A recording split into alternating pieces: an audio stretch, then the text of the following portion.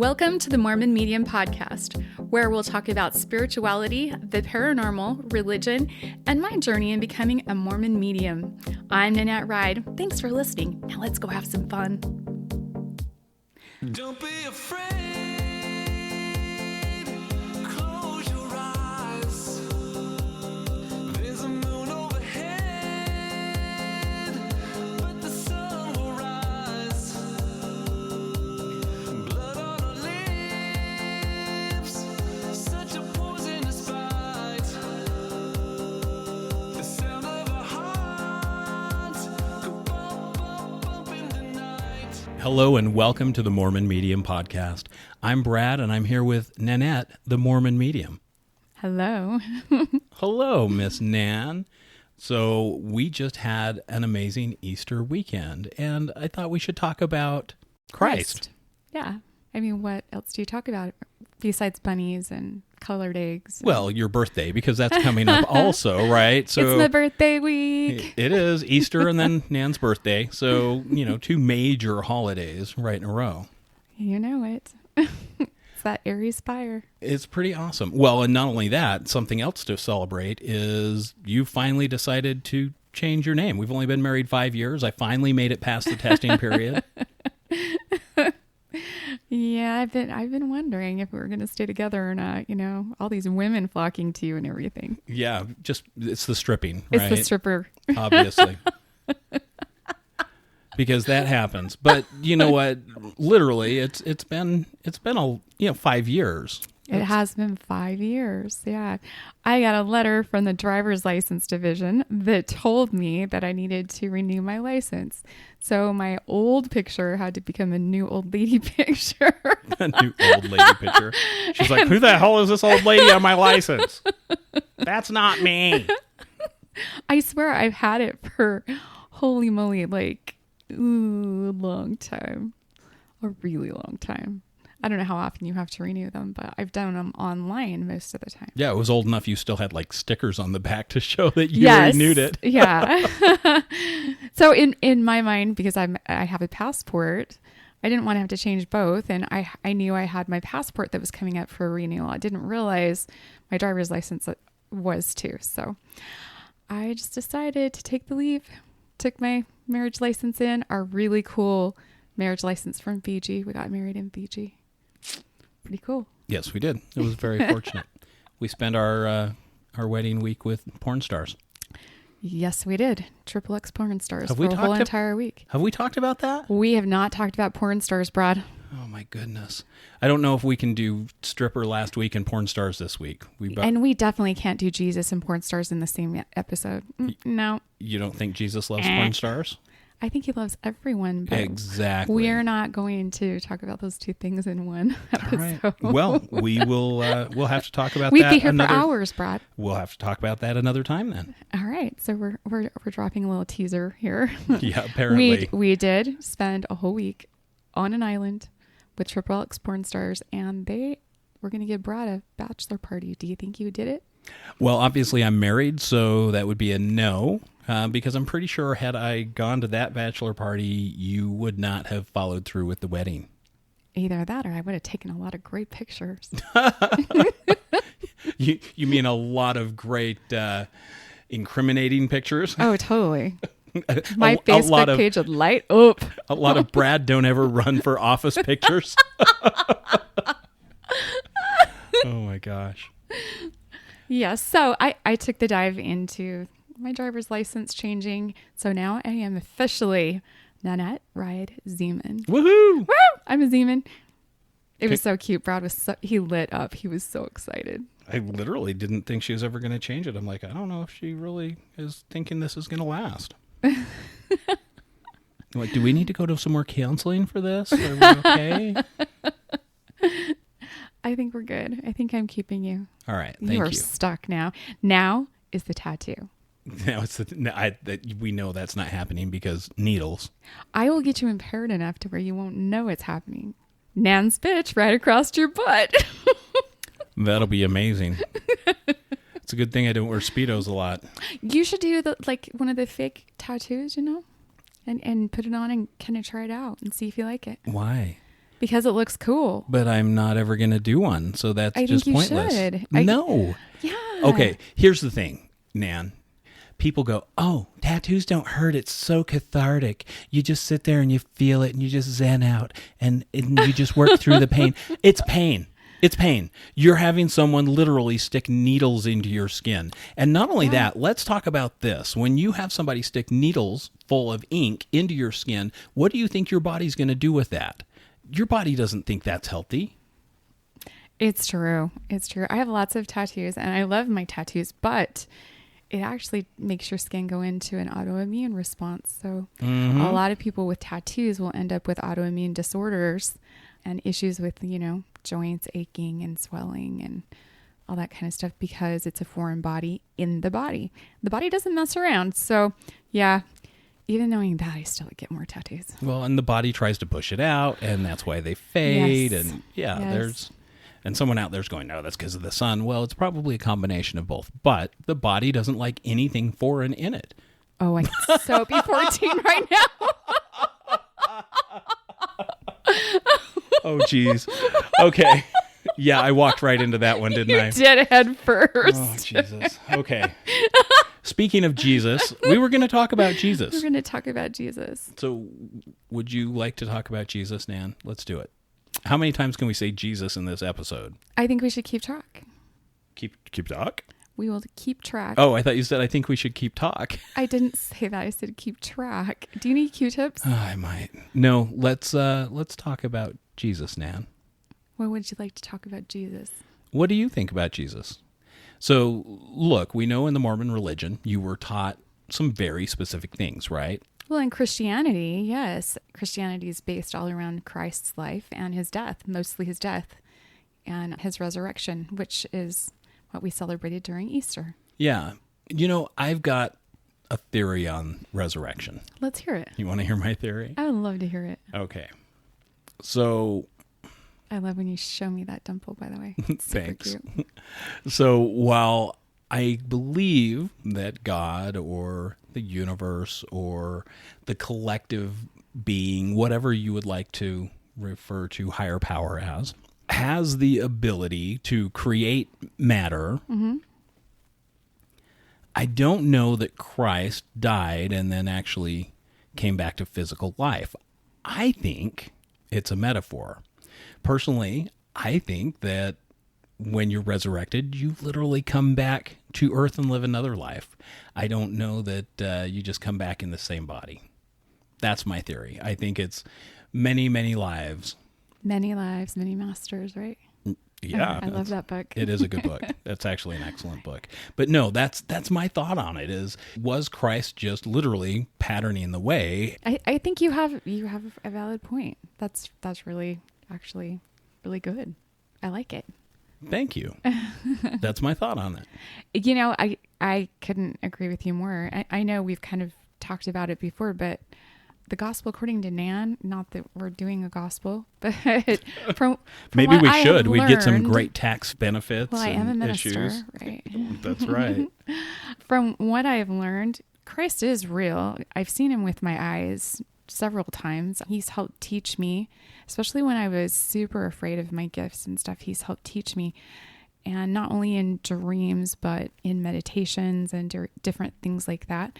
But when I ask about an actual, resurrection, rising from the dead, it just doesn't sit right with my soul. And I think everybody needs to, don't listen to what other people say. Listen to the subject and ask your soul if it's right. And if your soul says it's right, your soul's not going to lie. And for me, my soul doesn't swallow the whole, you're going to be risen from the dead when, Christ comes out of the clouds, blah, blah, blah. No, I think you're on to something. I think the reincarnation, we die, we get to the other side, and we get to choose. Has our soul learned all the things that it needs to in order to progress to become a creator? Or do we need to come back and have a redo and learn some more things from different perspectives? And so we get to choose to do that. And that is a reincarnation, right? We're still taking the same soul. We're Yeah. still taking the same experiences and the same energy, but incarnating in a new body. So we're reborn, and we get to do it again. And how many times we do it again? Probably thousands upon thousands. Very likely. Well, so you believe Christ was an actual real person then? I do. Because there's some controversy about that, right? A lot of people go, well, I don't think he ever existed. What do you think of that? You know what? I watch his life, and I've read about his life. I think that they're stories told from different people's perspectives of what those people saw in him. You know, there's always two sides to a story, right? And maybe there's 3 or 4 sides to a story. So I think grasping it and then asking your soul, okay, did this really happen? I believe with all my heart that Christ was a higher consciousness, is a higher consciousness. And he came to this earth to remind us as souls, this is what you're supposed to do. He said, come follow me. He didn't say, come worship me. He didn't say, let me take all your sins. He said, come follow me, and to love one another. And so if we followed the things that he did, we as souls can do the things that he did. Our consciousness has to just rise. We have to be able to be spirits in a human body and be able to be in touch with that higher consciousness. And that's what Christ was a higher consciousness coming here to remind us, hey, this is what you're here to do. This is what you can be. Come follow me. Come do what I do. And this is the way. And I think he's a teacher amongst other teachers in different continents. Well, and I can get behind that. I mean, because, well, there are a lot of similarities between the great teachers, right? You look at Buddha or Krishna. You've got a lot of similarities between those stories and Christ. Or even going back farther, let's look at the Egyptians and let's look at Isis and Osiris, right? It's literally the same story. You've got Isis, who is born of a virgin. He's the only begotten son of Osiris, right? So there are many iterations of that same essential story. And who's to say that consciousness, that energy didn't come back over and over and over, just like we are. And it was a mighty teacher, was a higher consciousness to come and teach every continent, to teach everyone, and was these beings. I think it's fascinating, but it makes sense, because if we're going to go do it, that means he's already done it, and millions before us have already done it. So, I mean, it's not going to change, right? The creator is the same, always the same. And so I think when you start to get into stuff like this, you've got to just get to that silent place and ask your soul and ask your spirit team, pray about it, see, but don't be a sheeple. Don't follow along just because everybody else is, Yeah, I don't think, personally, I don't feel like it's right to blindly follow anyone. Agreed. I think you should always get your own confirmation, and does it feel right in your soul? Does it feel right way down low? Does it make logical sense? You made it rhyme. Did I?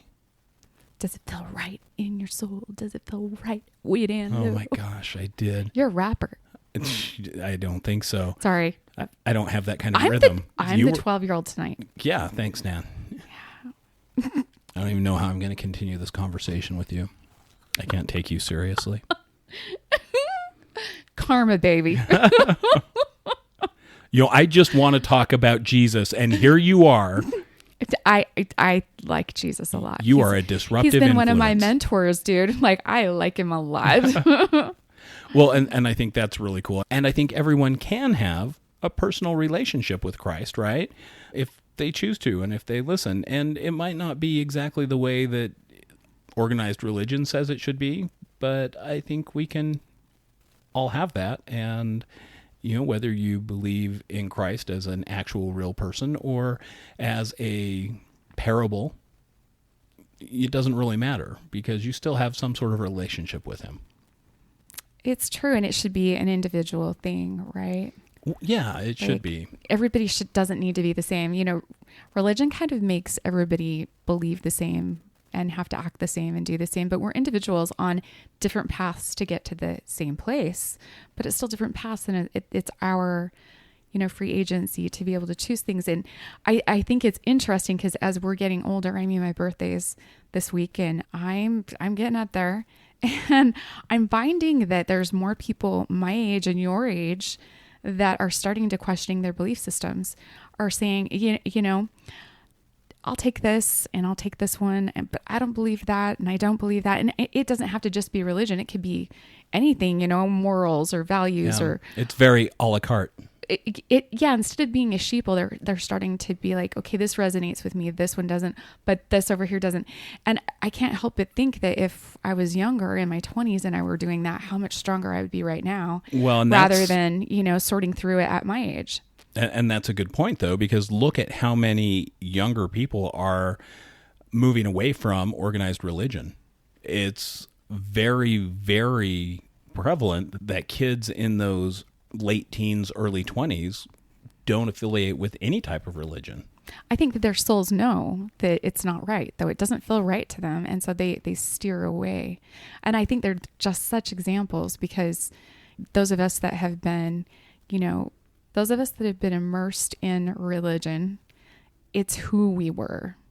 It became who we were as a person. You know, I'm going to do these check boxes and this is where I'm going to go on the other side. But now it's like, oh, that's not the game. Like, you know, I have to stand in my own belief systems. I have to find out what's true and what's not for myself. I don't get to borrow someone else's belief system. And if that's what you take with you on the other side. Yeah. So if you believe that you're going to go to hell because you did these such things, your belief system is that when you die on the other side, and you'll stop. You actually believe that, even though that's not the truth. That's where you get stuck and get confused and have to relearn things. So I think it's really important for people to really look at things. Does this really resonate with me? Because we've got a lot of fear that is out there in the world today. I saw a lot of posts on Facebook where people are just throwing religion and Christ. I mean, they're throwing the baby out with the bathwater, and I think it's terribly sad and such a mistake. Well, what do you mean by that? That all of a sudden, you know, I don't believe in religion now, so I don't believe in God. And I'm like, okay. What? Excuse me, what? How can you look at yourself in the mirror and believe there wasn't a God that made you, that makes you breathe? I mean, do you know how many mechanisms in your body that have to work to keep you alive every day? Like, you're a miracle, a walking, talking miracle. Every one of us are. You're absolutely right. But let's look at it from a standpoint of loss. So when you lose something like that, it's a lot of times easier to just negate the whole thing and say, look, it was all wrong and all bad, and I'm not going to miss it as much if I make this clean break from everything involved. So that may be part of the reason people do that, is because it's easier for them to handle that loss of community. Right. Rather than go, I lost this community, but I can still keep these things that I feel are right. And it's not always easy for people to pick and choose like that. It's an all or nothing. Right. And I think a lot of people do that. And let's face it, when you lose something, any kind of loss, you go through grief. And a lot of grief, you know, comes with anger and numbness and disassociation, or you go through the gamut of grief. And a lot of people do that. But I always like to stop people that say, you know, I don't believe in God anymore, and be like, wait a second, you know, how can you not believe in God? Like, how can you not, you know, look at our beautiful earth and how things grow. I mean, it's springtime, the flowers are coming out and things are happening. The birds are chirping. Like, it's just so beautiful. Life is beautiful. And you know what? Death is just as beautiful. And, you know, there's no reason why we shouldn't be communicating with our loved ones on the other side and having it stay just as beautiful. It's just a different kind of relationship, right? What do you think about Christ dying and taking on all of our sins? I think it's a cop-out. That's what I think. I think it's a religious cop-out. I think we killed him. I absolutely 100% believe we killed him and tortured him. I do. And I think it's horrific. I felt that in my soul, and it makes me want to weep every time I think about it. So that's definitely yeah, we did that. But it wasn't because he was taking on our sins.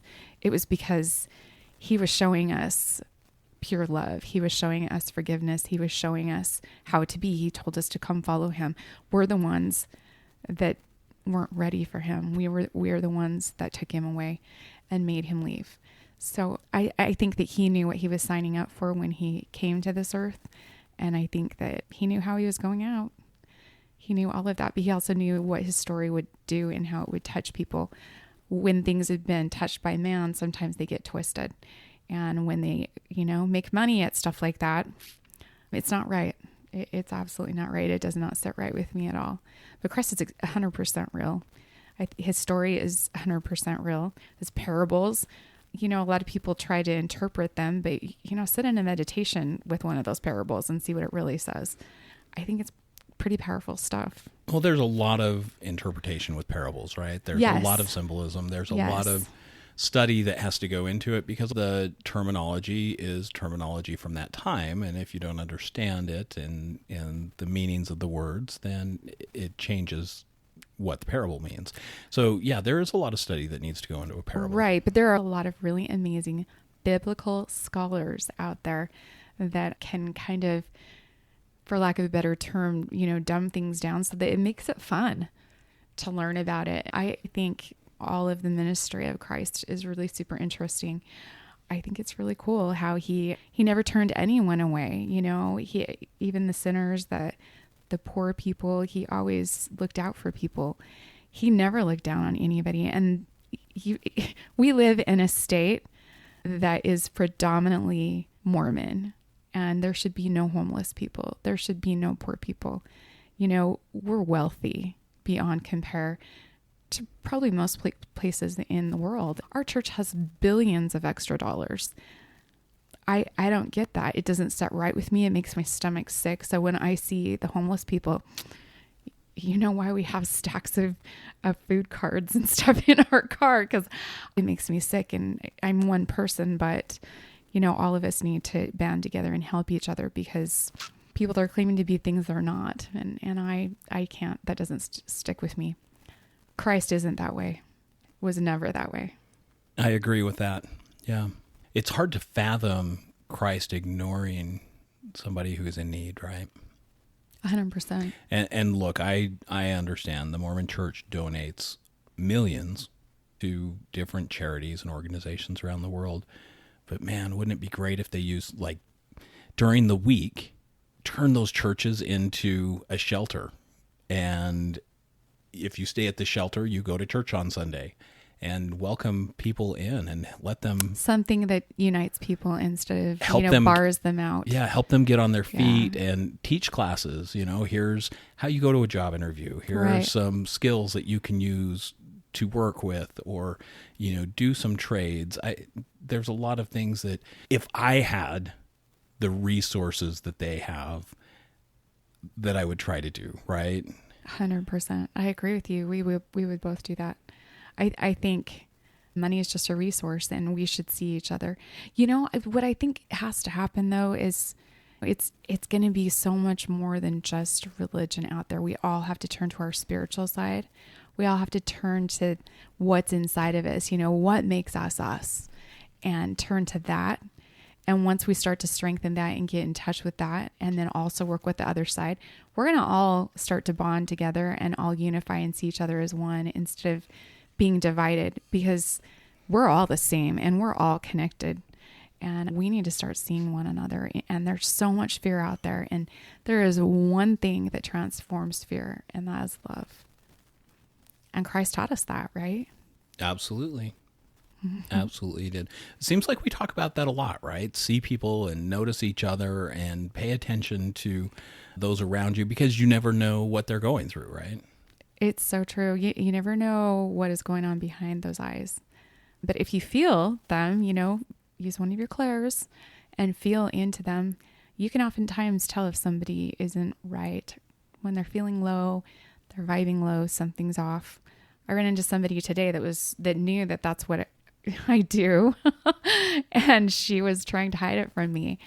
And I was around her for a while and I could tell something was wrong, but she didn't want to share it with me, and that was okay. I'm not here to force anyone to talk to me or anything. But towards the end of my appointment, I said, "Are you okay?" And she just broke down crying. And told me, that she'd had some things going on and she was super emotional. And she actually was in fight or flight is what she was in. I tested some of her muscles and she was in fight or flight. And I was like, we got to get your brain talking to your muscles right now. You know, what happened to you, it put you in a fight or flight. And you are going to be emotional. You went through a lot and your body's trying to hold you and keep you alive, keep you safe. So let's tell your body it's okay right now. You're safe. She's like, okay, like it, you know, but you gotta see each other. You gotta put the phone down, you know, look around, see those people that are those zombies and are spacing out or whatever, and smile at them, wave at them, shock them out of their zombiehood. You know, take the electric shockers and do the Willie Wave as they. Yeah, we call it the Willie Wave. Do you want to describe that? Yeah, Rob? my brother-in-law and my dad and my uncle used to sit on the porch, and they'd have a few beers every Saturday and just visit with each other. And as cars would drive down the road, they'd just wave because they had to stop right at the stop sign at the corner because their house is on a corner. So they'd wave at everyone who'd stop at the stop sign. And some people would wave, some people wouldn't. Well, they noticed that there were a couple of cars each week that never would wave. And so my brother-in-law just started doing the very exaggerated beauty pageant wave to every car that would drive by, especially these couple that wouldn't wave back. Okay, and I have to interrupt you really quick. So Willie has got the most infectious smile you've ever seen. Like his eyes twinkle when he smiles, his whole face lights up. So you add a Willie wave to that. Oh my gosh, he's getting your attention. Yeah, and a Willie wave is because his name is Willie, not because he's waving his Willie. Brad, 14. It's very different. It's very different. And the ball went back to Brad. Well, look, I said that, and there's a lot of interpretations of people don't know who I'm mature at 14. That was just over the top. Yeah, but you don't know who I'm talking about. If you don't know Willie, you don't know. You're talking about Willie's Willie. You don't know what a Willie wave is. You're going to think, wait a minute, what are they waving? Oh my gosh, okay. Yeah. Brad. I don't know why it's something wrong. It's literally just no, it's I can just clarifying. I can see your sister and Willie just dying right now. Well, I think I just gave Willie a whole new level to work for. He loves to play basketball, so if you want his schedule, just let us know. You can go and show up. He loves it when you scream, "Go, Willie," especially when he's on the sideline. It's really funny. Or coaching his kids. Yeah, you yell, "Go, Willie," and he's not even on the court. That's Nan's thing. That's her go-to cheer.